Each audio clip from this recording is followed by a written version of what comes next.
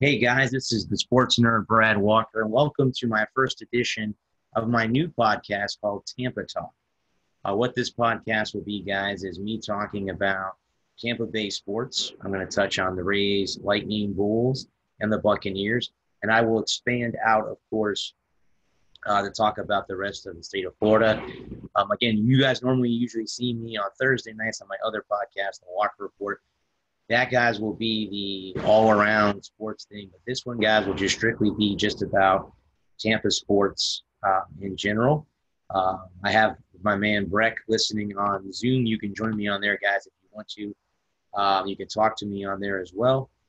There's a way of you guys calling in. There was a link I put up earlier for that. And also, you can chat with me on there as well. But like I said, guys, this is my first podcast through Mancini Sports Network and the Staples Sports Network. Again, this will be strictly about Tampa sports. So here's what I'm going to start, guys, with the obvious, with what happened yesterday. I don't know if you guys saw, but the Tampa Bay Buccaneers suffered yet another loss, and it was not a loss that didn't show what type of team the Buccaneers might be. This is a team that's really in disarray. They have turned the ball over 7 times in the last 2 games, and this is after a bye week. Head coach Bruce Arians has stated that he is yesterday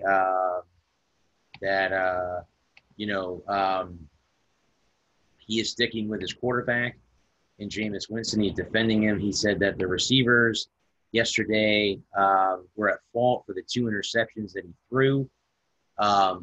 Again, unfortunately, guys, I just don't see it that way. If you saw the game, this is, as I said earlier today to my coworkers, you cannot keep cuddling him at all. This is not something that can continue to go on. This will divide your locker room, and this is not something that is going to be good. Again, he is on the last. He was signed for an extension for the year. The Bucs now can either franchise tag him to give him another year, or they can cut him loose. Speculations will say, as what I've seen, that maybe he needs to be cut loose. Maybe this is that time. We've seen 4.5 years of the same stuff. He throws interceptions in the wrong part of the game. And he's had good games this year. We saw the game when they played the Rams. He had a great game there. But he has not been consistently good. And, now it's starting to catch up to him. And maybe it is time to cut him loose. Maybe it's time for the Bucs to go ahead and draft a quarterback, maybe like a Joe Burrow from LSU or a Justin Hubert from Oregon. Somebody like that they can focus on in the offseason. I don't know how well that'll be for head coach Bruce Arians, who continues to defend his quarterback. And I don't know why if you've seen it, and guys, I'm not trying to put the blame all on Jameis, because it's not his fault. It's not directly Jameis Winston's fault. He is, it's a team effort. As we all know, it's a team sport. So we all know that when it comes down to it, it's a team sport. So, the second defensive secondary has not been good. The only solid thing is, you have Jason Pierre-Paul came back yesterday. Very first snap, he got a sack. You have, Dominic Sue's been doing well. Vita Vea has been doing well. Shaq Barrett's been all over the planet this year. Levante David, probably one of the best sure-handling tacklers in the NFL. Devin White had a big hit yesterday. The secondary has been the weakness of this team, but they've been able to keep control of everything to give this offense a chance to win football games. The unfortunate thing is it's not turning over. It's not turning into wins. These are coming at times where it's just not working. And again, Bruce Arians said yesterday, oh no, it's not the fault of of Jameis Winston. It's the wide receivers. They were off, and you know that's just unfortunate, guys, because I just didn't see it that way. And if you guys saw the play at the goal line yesterday where Dare Bungawale ran into Brett Perriman on the goal line, that was one of the most embarrassing football plays I think I've seen. I'm a young kid. I'm only 36 years old, so I've seen a lot of football through the years. I don't think I've ever seen anything more embarrassing than that. That was like a defensive back coming into the backfield and knocking the guy down. And if you saw the play, Ogunlowale flipped over the top of Brett Perriman. During the post game, Jameis Winston stated that they had been working on that play all week in practice prior to the game and were unable. He said that it was off, the timing was off. That's here or there. That's hard to say. That you could sit there and say that that happened. If you have a week to prepare, that kind of stuff should not happen at all. That is not what football is, and that's just undisciplined football at its core. And again, here we are. They had a chance to beat Tennessee yesterday. They were unable to do that when he threw an interception again in a key moment. Another interception was thrown, and they lost the game. Now they're 2-5. They're dipping and talking on the edge of an end of the season, guys. I mean, it's hard to come back from being 2-5 to make the playoffs. They're going to, and they're in a division that they can probably be second in because the Saints basically have a chokehold on the NFC South. But the Falcons are not playing very well. The Panthers are an okay team that they got demolished yesterday by the 49ers. But, I mean, as far as the division goes, the Bucs really can, if they can play a little bit better, they can be there. Now, here's the issue with it. They travel to Seattle next week. They're having secondary issues. Russell Wilson and that offense will eat them up all day. If they can somehow contain him, they have a shot. And if Jameis Winston and that offense can stay away from making mistakes, they have a shot. Now, if that compiles up and blows up, well, then so be it, because that's the way it's going to be. And it's going to end up being another loss, and they're going to fall to 2-6. And maybe, guys, in a way, maybe it's time that we see Ryan Griffin. We don't know who the Bucs have as far as a backup quarterback. Maybe it's time to bench Jameis for a game or two and let Ryan Griffin start a game. If the record gets to 2-6 or 2-7, what else? What can it hurt? You're already out. So it's looking like there's an opportunity where this could be the right time to see what you have moving forward. And if they need to draft a quarterback in the draft, like I said, go get Joe Burrow from LSU or Justin Herbert from Oregon would be two reliable options. You're not going to get Tagovailoa out of Alabama. He's probably going to go to Miami. So that's not going to happen. But from what I saw yesterday, guys, with the Bucs, it's not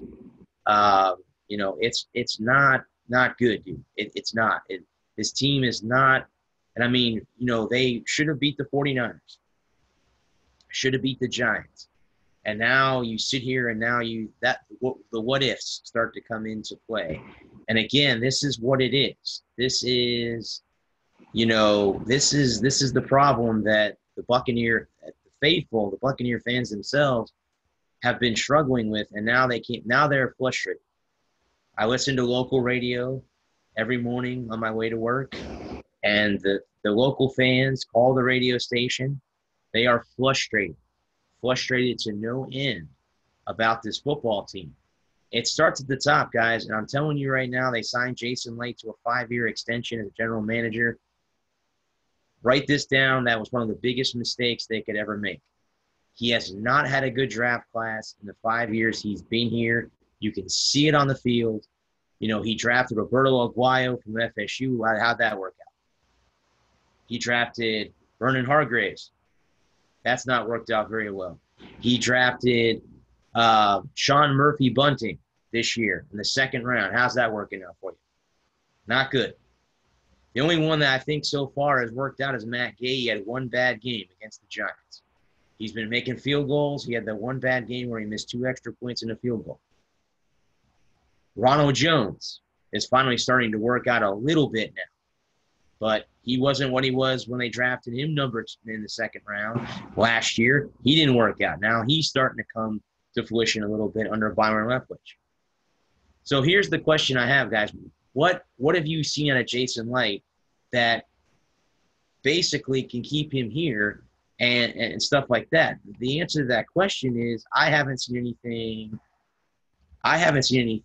that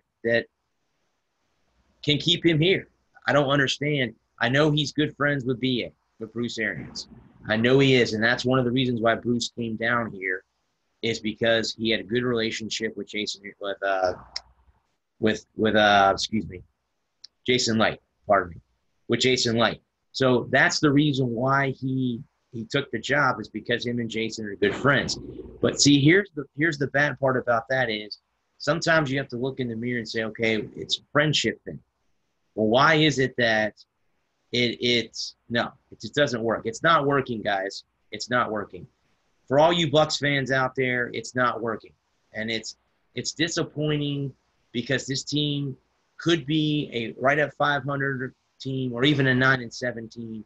They can get these mistakes corrected. Unfortunately, it starts at the top with Jason Light. I'm not blaming Bruce Arians for this, other than maybe he needs to kind of stop cuddling his quarterback because, 7 turnovers, guys, in the last 2 games. 5 interceptions in London against the Panthers, 2 yesterday against the Tennessee Titans, who, and by the way, let's go back to that as well. Let's look at this, guys. Mike Evans, one of the best players the Bucs have, if not the best player that the Bucs have, one of the best wide receivers in the game right now, was eating the Titans secondary up yesterday, but yet he was not targeted in the fourth quarter. He did not get 1 target in the fourth quarter. Can somebody please tell me why that is? Your best weapon on offense, and you can't find him in the fourth quarter when it's crunch time. So, guys, looking into the future, the Bucs they're lost. Now, maybe they can surprise everybody and win next week in Seattle. Maybe they can pull it off. Anything can happen on any given Sunday. And I'm not saying that the Bucs are going to lose the rest of the season. I'm not saying that. I'm not even saying they just need to get something going positively. And right now, they just don't have it. They do not have that positive moving forward. They have a coach who might be splitting his locker room because he's defending a player that a lot of the other players don't think that needs to be blamed for what he's doing. So plain and simple. So guys, I'm going to move on because I got some other stuff to talk about, but I wanted to talk about the Bucs and their disappointing loss yesterday to the Titans. I'm going to start the show off with that, kind of do a little bit of venting. I'm usually not that type of way on my podcast. Usually I'm a happy-go-lucky, optimistic guy. But this is hard to be optimistic about. This franchise is going the wrong direction, and they need to fix this, and they need to fix it fast, or this season's already almost on the brink of being a collapse, or they may have to go back and look at the drawing board and say, okay, do we need to go get a quarterback? We need to get some offensive line help, and we may even need to go out and get some more defensive backs because we're struggling in the secondary. And that's just, that's disappointing. That's disappointing. And, that's disappointing. But again, I'm going to leave it at that, guys. I'm going to leave it at that. But that's my vent on my talk about the Buccaneers. I wanted to get on that first. Now let's get a little bit more positive. Guys, if you do not know, and you won't know because this is my first Tampa Talk show, I cover the USF Bulls for iRockMedia.com. You can go online there and check out all my articles. But I cover the USF Bulls. I have for the last 2 seasons. I've been one of the lucky ones who has gotten a chance to go sit in the press box at Raymond James Stadium on Saturdays, just to watch this team from a distance. And they've had their ups and downs this year too.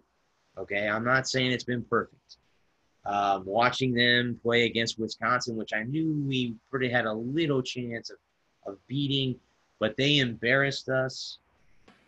They embarrassed us. It was an embarrassment of all begot.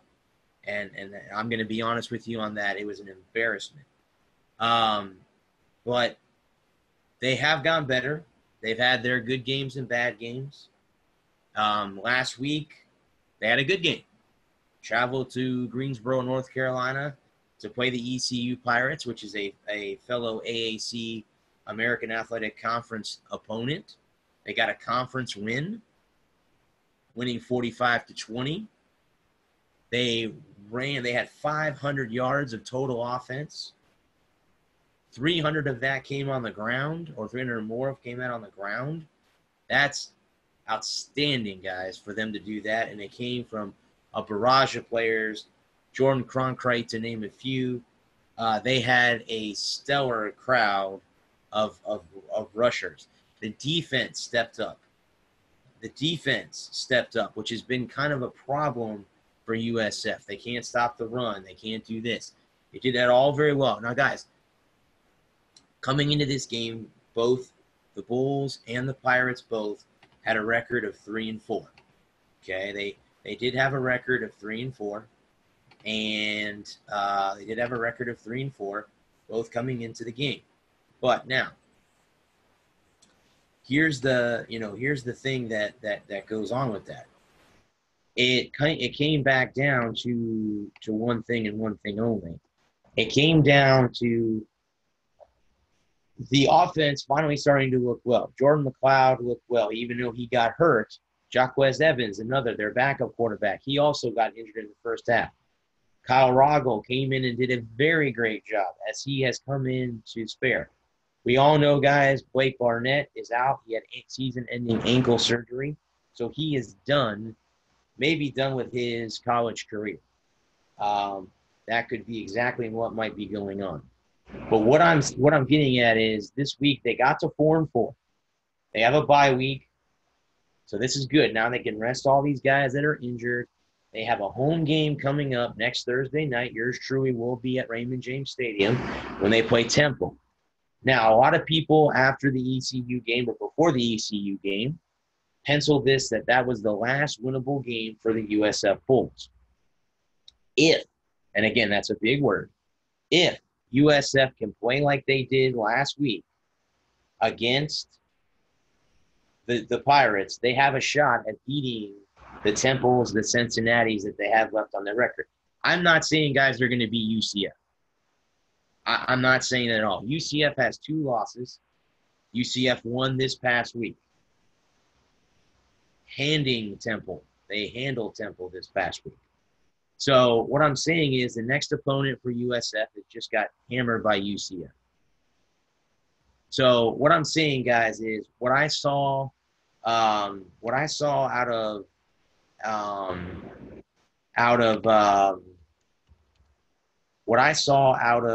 of USF this week was pretty damn good from what I'm gathering. And I'm going to pull up my stats here. Hang on just a second. I'm going to pull up my stats from the game because I wrote an article, guys, about this just the other day. I'm going to pull this up because I want to give you guys kind of the stats here. Now, I'm coming off of ESPN.com, guys, so this is not my notes or anything like that. I'm going to give everybody that I find, anything I take stats off, I'm going to give them the credit. Jordan McLeod, guys, went 9 for 12 for 102 yards and 2 touchdowns. No interceptions for the USF Bulls. Jordan Cronkrite led on rushing. He had 12 carries for 129 yards and 2 touchdowns. Randall St. Felix was one of the big weapons for USF. Finally had a game. He had 5 receptions, 29 yards, and 1 touchdown. So if we go by team stats, guys, let's look at this. USF had 525 yards of total offense. They went 7 for 11 on third down. That is outstanding. They had 27 first downs. On the ground, they rushed for 347 yards on 40 attempts, averaging 8.7 yards a carry. They had, again, they had one turnover where they fumbled the ball. I'm sorry, I said they had no turnovers. They didn't have any interceptions. They had one turnover on a fumble. And they held the ball for 30 minutes and 35 seconds total in the game. So the only bad thing, guys, that continues to be a problem, and head coach Charlie Strong said this in his post-game press conference, was the penalties. This team has been one of the most heavily penalized teams in all of college football since Charlie Strong took over at USF. Yesterday, they had 13 penalties for 124 yards. That, guys, needs to improve. Again, this is how, when you look at this, guys, you look at this. This, again, I'm not trying to dog ECU by any means. ECU is a team that in the future could be a problem. Now, this is the 5th straight win for USF over ECU. This is 5 in a row that they've won against the Pirates. But what I'm saying is you cannot have 13 penalties for 124 yards if you're going to beat teams in the future. And like I said, guys, here's the remaining schedule for USF. They will play next Thursday night, not this Thursday, next Thursday the 7th, at home against Temple. The following Saturday, or the Saturday the 16th, they have another home game against Cincinnati, who at the present moment is number 17 in the country and playing very well. Cincinnati also beat UCF this year. Memphis, they play Memphis on the 23rd. That is their last home game. The last home game. If they play like they play against East Carolina, they can definitely beat Temple.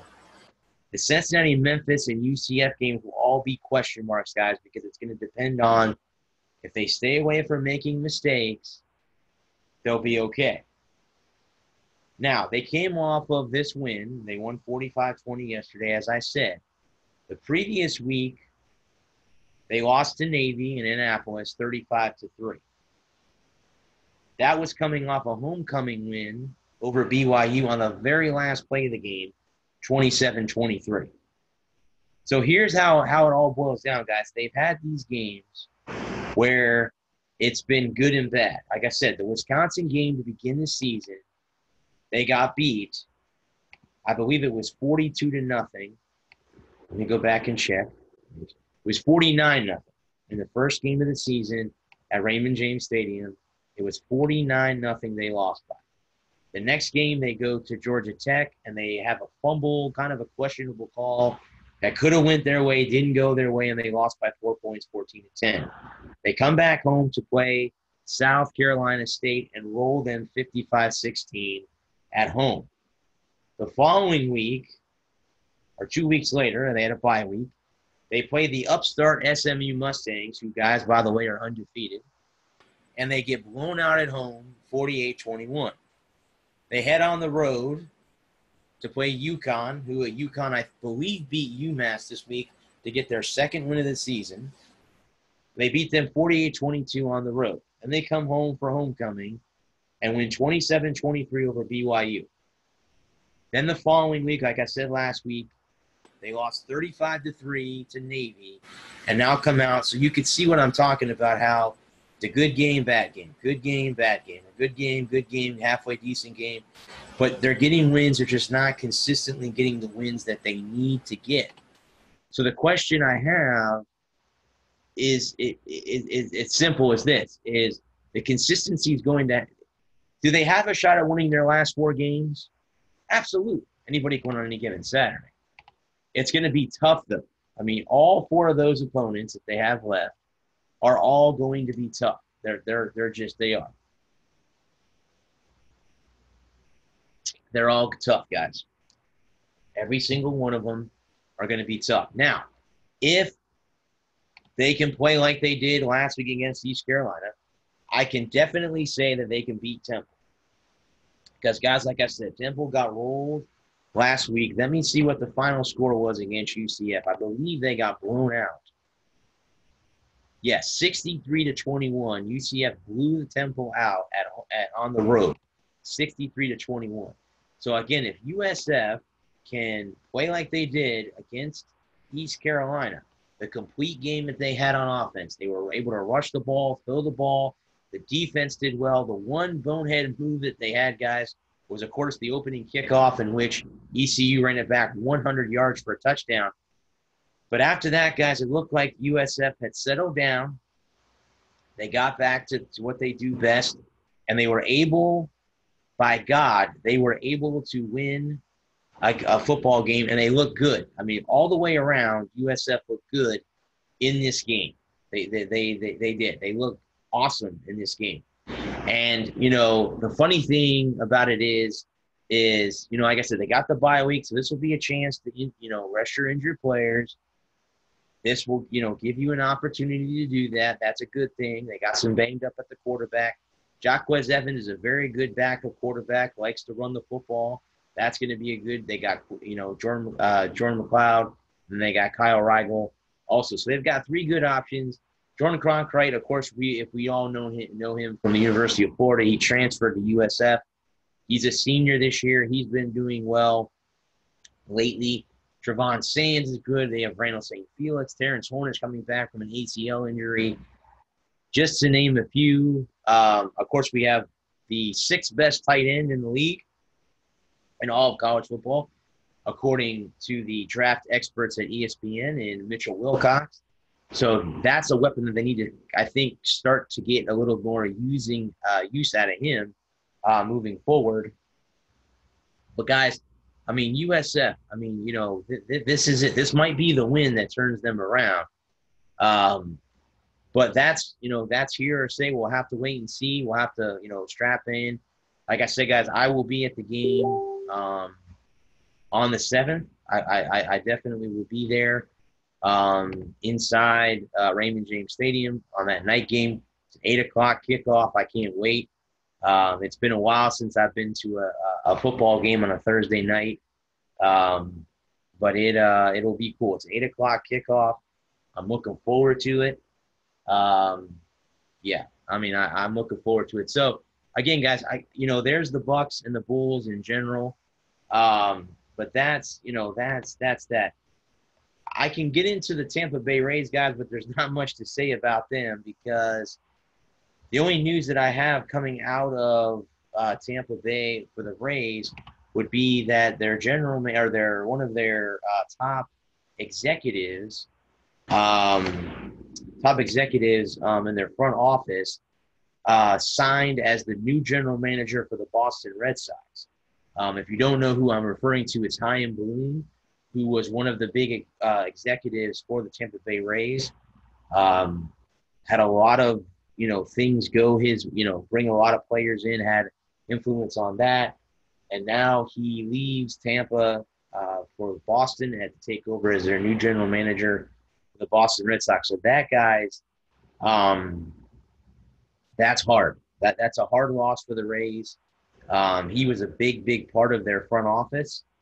But I mean, I think we all, if you are a Rays fan out there, I think everyone was kind of hoping that they would be in the World Series or in the ALCS. As if you guys are following the World Series, which has nothing to do with Tampa Talk, as there's no Florida teams in that. But, you have the Astros, who the Rays almost defeated, took them to 5 games in the ALDS. So they were right on the cusp of going to the ALCS to, at that time, they would have played the New York Yankees to move on to the World Series. But again, the only news I can give you guys is that, again, Chaim Bloom signed as the general manager for the Boston Red Sox. I'm also going to assume that Kevin Cash is in the running for manager of the year. He did win Sporting News manager of the year. That was announced a couple weeks ago. So he has gotten that award. So congratulations to Kevin Cash. He should be up for manager of the year. And the other guy, again, is Rocco Baldelli, the former Tampa Bay Ray with the Minnesota Twins. He also should be up for that Chief Crown and Win AL Manager of the Year. But again, there's not much, guys, to talk about the Rays, they are now in their off season. So as we get closer and closer to spring training, I'll be able to bring, hopefully, guys, what I'm going to try to do is start bringing players on here and coaches and announcers and stuff like that on here, do some interviews and stuff like that. And there might be some occasions where they're not live guys, where I'll have to record the interview. And if I have to record the interview, then it will be on here. It'll be set up on here so you guys will be able to hear it.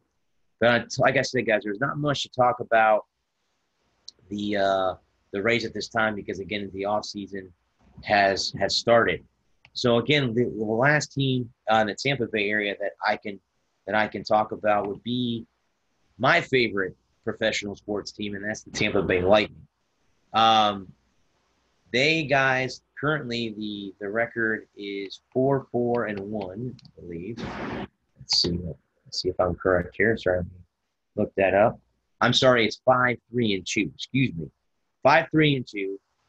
They just came off of a overtime loss to the Nashville Predators just this past Saturday. They have a game tomorrow night at Madison Square Garden. Actually, they're doing the New York and New Jersey tour before they head to Stockholm to play the upstart Buffalo Sabres, who are off to a great start this season for all you Sabre fans out there.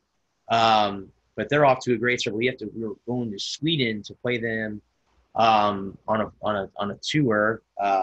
There's a 2-game series in Stockholm starting next Friday, the 8th and 9th.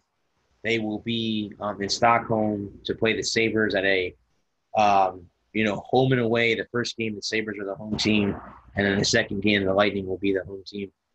The one thing that, I was there opening night, guys, and the one thing that baffles me about them so far is the fact is that they've been spending a lot of time in their own zone.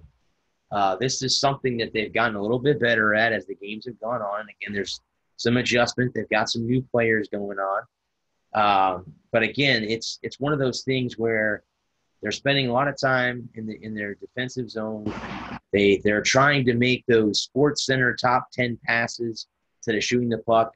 They've been shooting the puck the last 2 games. It's been getting a little bit better. Again, they lost to Nashville 3-2. But the previous game they beat the Penguins 3-2.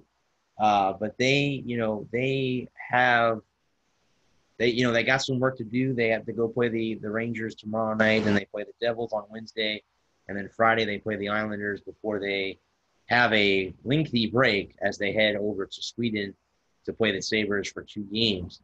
But again, it's one of those things where they need to shoot the puck. And I was told on my other podcast, The Walk Report, I had a insider for the Lightning tell me that I didn't even know this either, that John Cooper plays the 1-3-1. Again, guys, if you know the 1-3-1 and you don't know what that is, that will be something that I will explain on the Walker Report this week, as I'm going to go into explaining a little bit about sports this week as well. But here's the thing. The 1-3-1 was used by our former head coach, which is no longer with us. He was at, Guy Boucher, who was with the Senators and now is out of hockey for now. But guys, the 1-3-1, unless you adjust it, which John Cooper is able to do that, it can get stale and people pick up on it.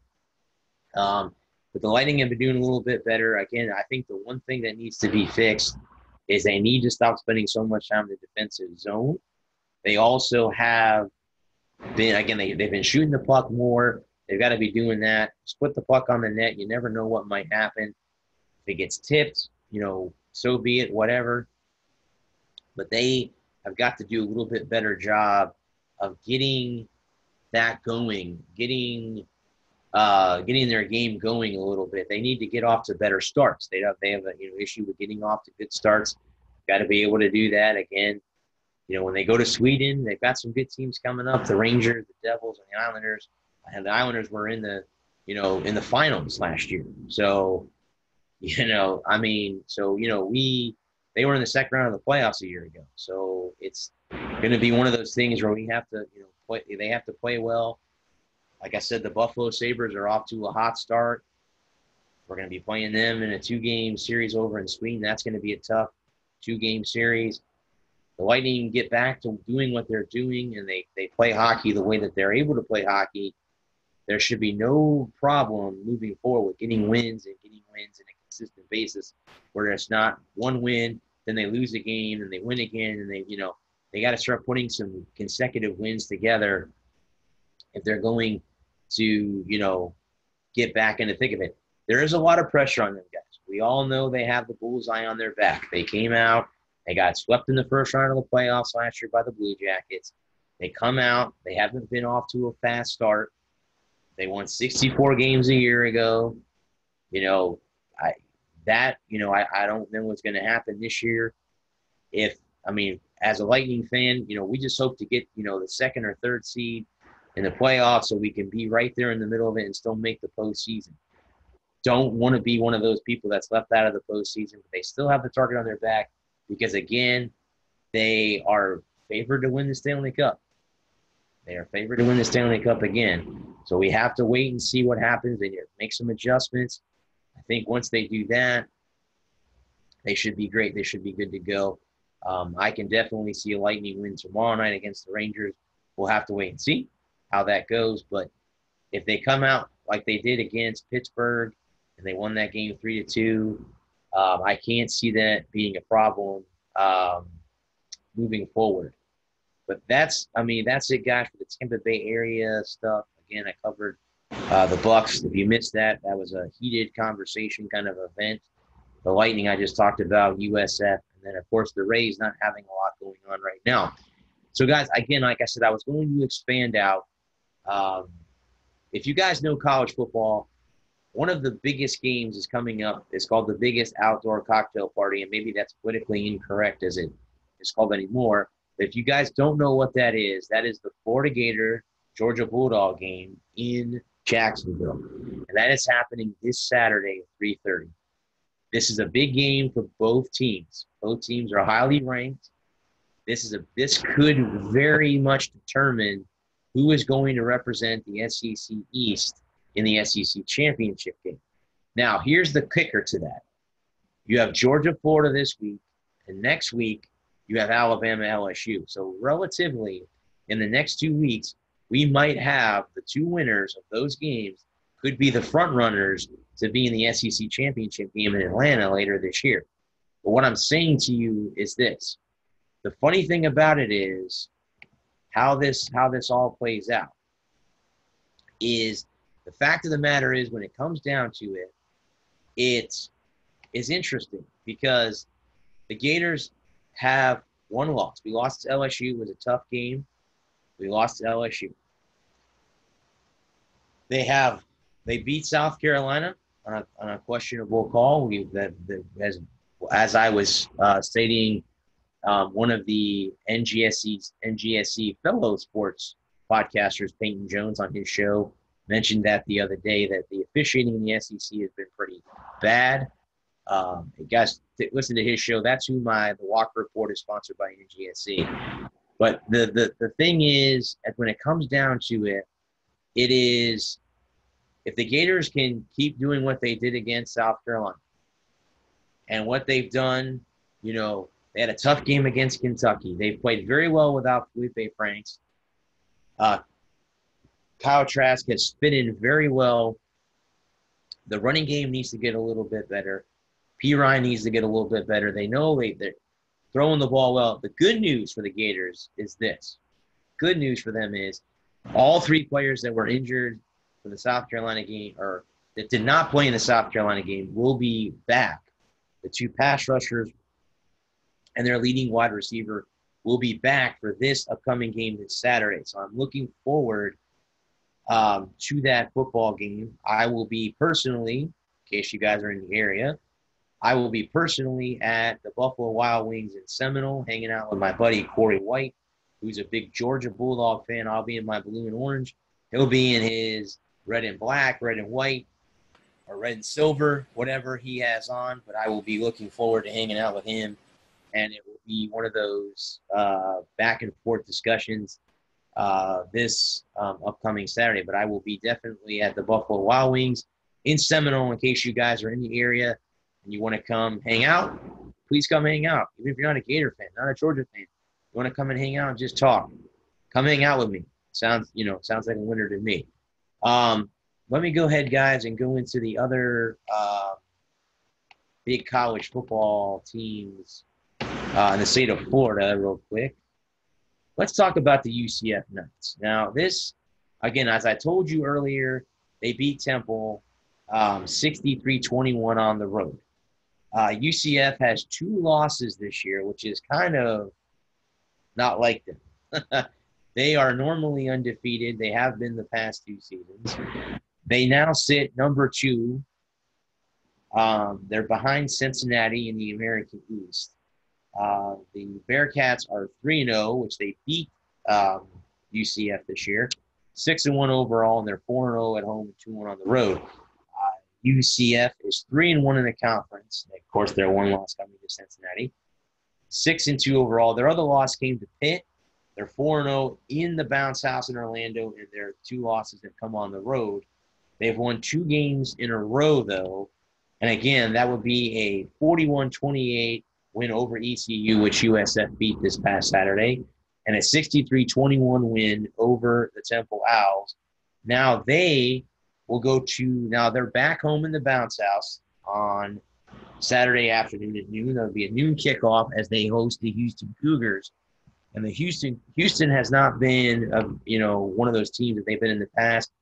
They're 1-3 overall, 3-5 overall, 1-3 in the conference this year. They are on the low end of the West right now, which is being dominated by, of course, the undefeated SMU Mustangs, who are 8-0. UCF, their final games that they have coming up, they have they play this Saturday against the Houston Cougars. They have a short week as they will play then again Friday the 8th, as they will go and be on the road to play the Tulsa Golden Hurricanes at 7 o'clock on the 8th.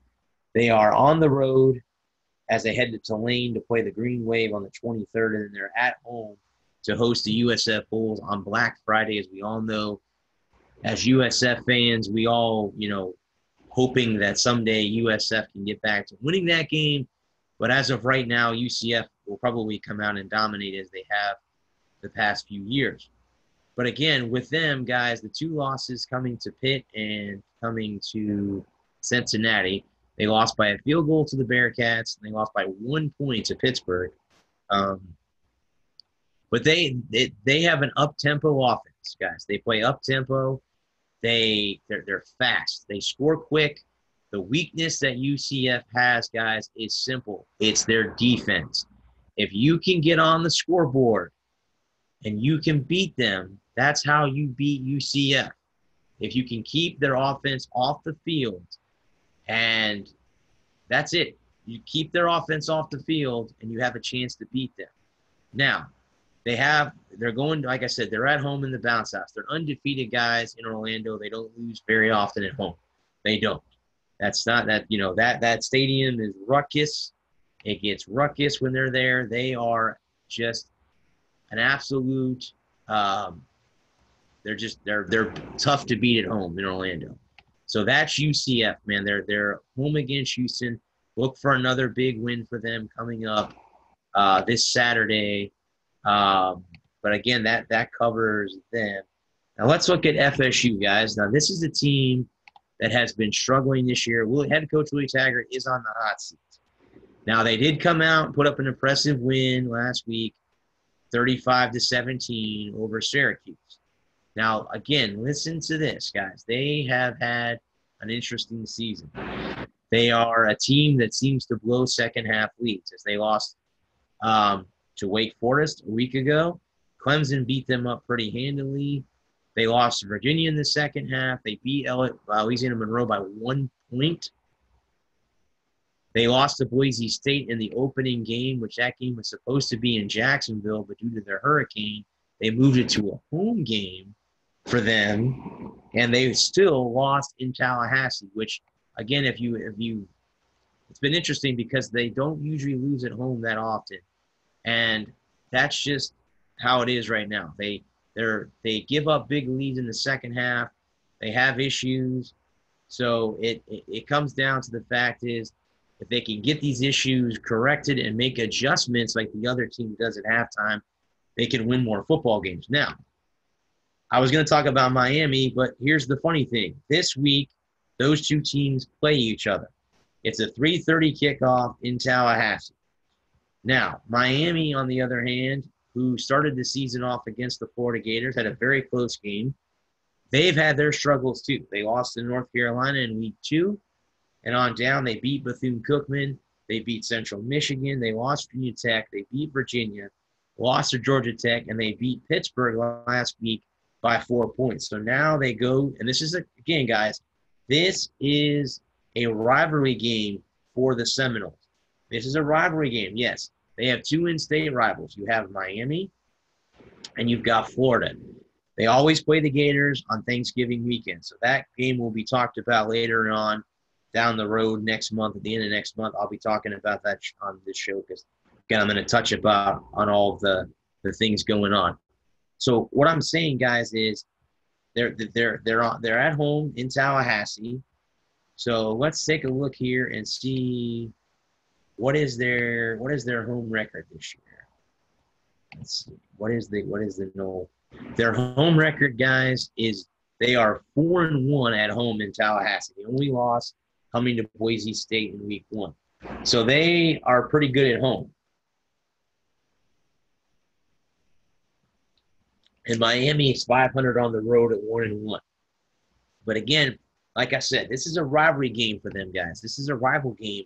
And we've heard of the wide lefts and the wide rights and how many times that in the past this game has determined who wins, who goes to the ACC championship game.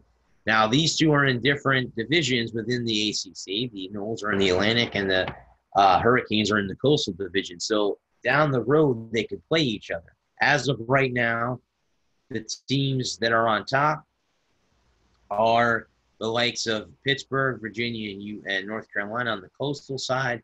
And, of course, the undefeated Clemson Tigers, Wake Forest, and Louisville are all above Florida State at the current moment. But, again, like I said, guys, it's, anything can happen in college football, as we know, from week to week. Because let's ask Oklahoma that question. But, again, that's not the show. It's not the show to talk about that. That will be on the Walker Report later on. But anyway, guys, so that's what it basically comes down to now is Florida State, if they can make adjustments at the half, they can go ahead and, they can go ahead and win games. They're going to have a tough game against Miami. Now, Miami hasn't beat, they're a young team too. So it's going to come down to the fact that can Miami continue to can Miami come out and hand it to the Seminoles? Yes. Can the Noles come out and hand it to the Hurricanes? Absolutely.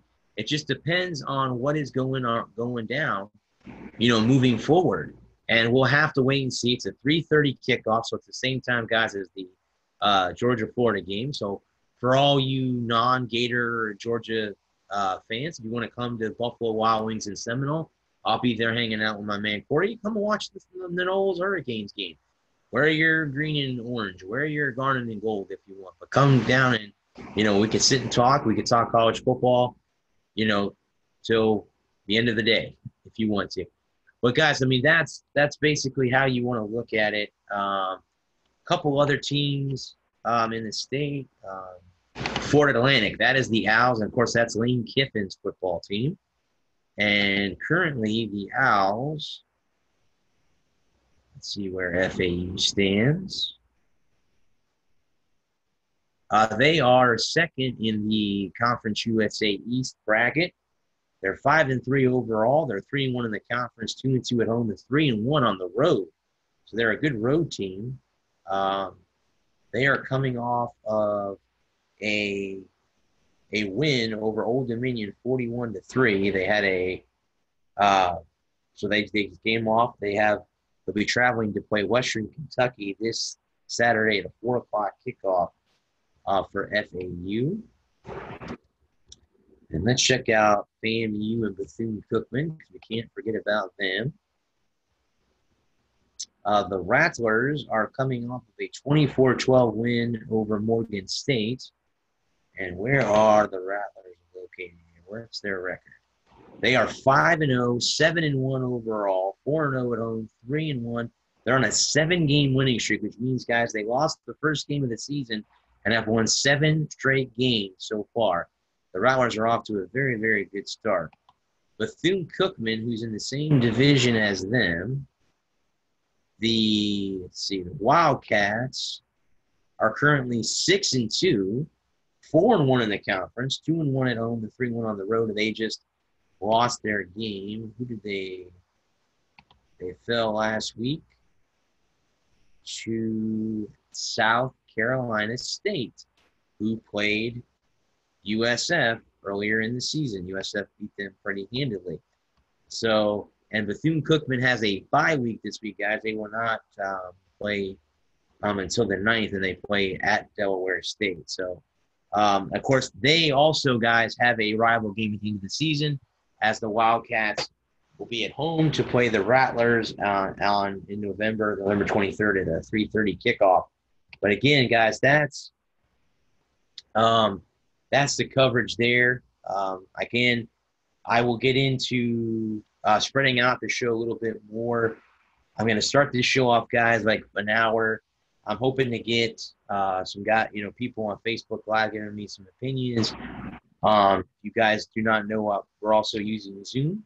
You can head over there, throw in some comments, give me a call. I'll post the numbers up, guys. Again, this is my first show. And I have to say, man, I think this went very, very well. I will be back every Monday, guys. And if I'm not here on Monday, I will pre-record my show. It will still be on for you guys to hear. I was told that we will pre-record shows. So even when I go away, or if I'm not going to be here on a Monday, I can kind of reschedule it. But again, I think I covered everything. I covered the Bucks, Rays, Lightning, the Bulls. I covered all college football in the state of Florida. Guys, I had an idea from one of my other buddies on the Walker Report, my man Adam, who has his own YouTube channel. Go check out his channel, Adam Marigold. Check out his channel. He's got his own show on there. He does a Facebook show every week. He talked about doing high school football on here. I'm going to dive into that, guys.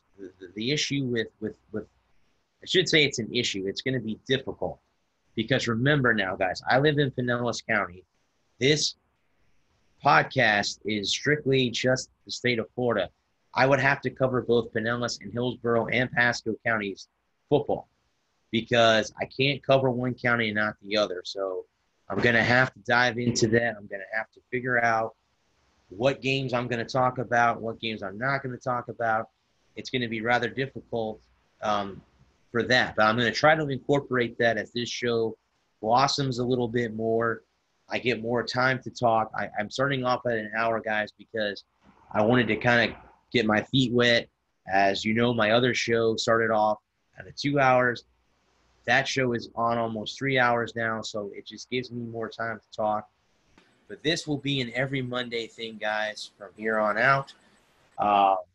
Unless there's a holiday or something like that comes up, there won't be. I probably will be on in a couple weeks on Veterans Day. I'll be on there as well. But, I mean, for the most part, this is what Tampa Talk's going to be, guys. I'm going to try to get a little bit more, try to get some interviews on here, bring on some people. I see that Pat Donovan was on here. If I can get him to come on and do an interview, he interviewed with me on the Walker Report. If I can get him to come on here and talk about the Bucks, because we could talk about that. I'll talk with him about that later on, and we'll see where that goes. But I mean, I got a couple more minutes, guys, that I have. But I mean, for the most part, this has worked out better than I had thought it was going to. I want to thank Louis Tenor. He was the guy that put me in touch with Mark Mancini, who runs this network. Mancini Sports. He runs this network. But again, guys, he got me on. There was a little bit of complications. I'm not going to get into it on here because that's not the right place to get into it. There were some complications with the show. Got it all straightened out. My man Brett is on the Brick got me straightened out. He was talking to me about 15, 20 minutes before my show started, kind of showing me, giving me the how to do this. What I'm going to do, guys, is the Facebook Live video stopped. I got this to work this time, but it stopped before there was some network issues. I'm going to post the whole show from Zoom on Facebook, guys. And I mean, let me know, guys, because I could go on Zoom and just do it on Zoom. They're trying to figure out how to get it on Facebook Live as well, and YouTube as well. So coming in the future, I could be on all three programs, all three formats. They're working on that as well. Again, this is one of those things where it's a work in progress. We're at we're at the tip of the iceberg of being great. Again, I want to thank Brett and Mark for giving me an opportunity to do this, because I wouldn't be here without them. Louis Tenure as well, and the rest of the people that are on this network. Thank you for letting me be on here.